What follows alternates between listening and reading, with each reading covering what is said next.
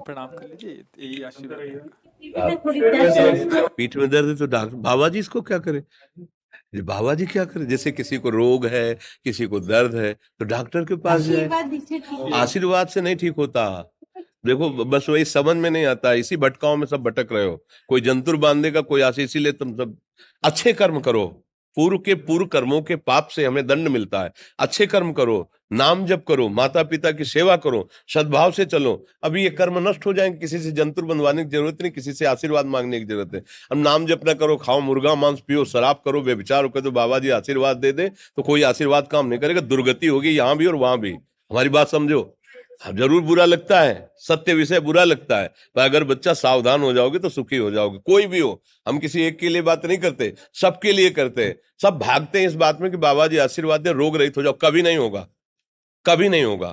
तुम्हारे आचरण ठीक होंगे तब तुम्हारा सब काम बनेगा। हाँ अब देखो ना, खा रहे हैं जीवों को उबाल उबाल करके मांस, पी रहे हैं शराब, कर रहे हैं बेविचार, बुद्धि भ्रष्ट होगी और नष्ट होना पड़ेगा, क्योंकि आचरण गलत है। कोई आशीर्वाद किसी का काम नहीं करेगा।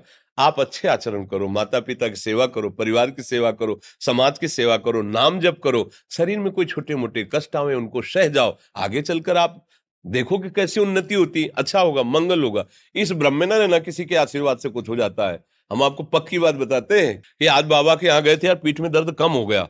ये तुम्हारा पुण्य लग गया, पुण्य बन गया, तुम्हारा कर्म। तुम आए ना यहाँ, तो जो जो पाग आगे धरे कोटिन यज्ञ समान, साधु दर्शन के लिए भाव से आए तो तुम्हारा वो रोग नष्ट हो गया, तुम्हारे कर्म से नष्ट हुआ।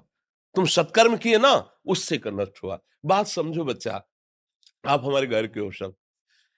आशीर्वाद देने से हम कई बार कहा कि अगर तुम सुखी हो जाओ तो हम किसी से न मिले, चुपचाप अपने कमरे में बैठे केवल आशीर्वाद देते रहे सबको। लेकिन नहीं सुखी होगे। सुखी होगे तुम अपने कर्म से। को न काहू के सुख दुख कर दाता, और निज कृत कर्म भोग सुन भ्राता। हे भाई, अपने कर्म का भोग ही आपको भोगना पड़ेगा। कोई भी तुम्हारे कर्म को नहीं मिटा सकता, एकमात्र भगवान। एकमात्र भगवान, मेरी बात मान लेना। उनकी शरण में और नाम जप करो, सब ठीक हो जाएगा। तुम्हारे भजन से होगा, तुम्हारे अच्छे आचरण से होगा, तुम्हारी धार्मिक प्रवृत्तियों से होगा। अब ये बात ना समझो तो फिर हम क्या कह सकते हैं? नहीं, हाँ यही तुम्हारा जन्मदिन की सफलता है कि हमारी बात मान लो, राधा राधा रटो, कोई नशा मत करना, अपने माता पिता की सेवा करो, समाज की सेवा करो जितना। और जो कष्ट है वो स्थायी नहीं है। आज विपत्ति आई, कल खत्म हो जाएगी।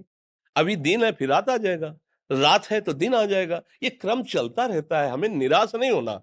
सूरवीर योद्धा की तरह हमें जीना है यार, कायर की तरह नहीं जीना है।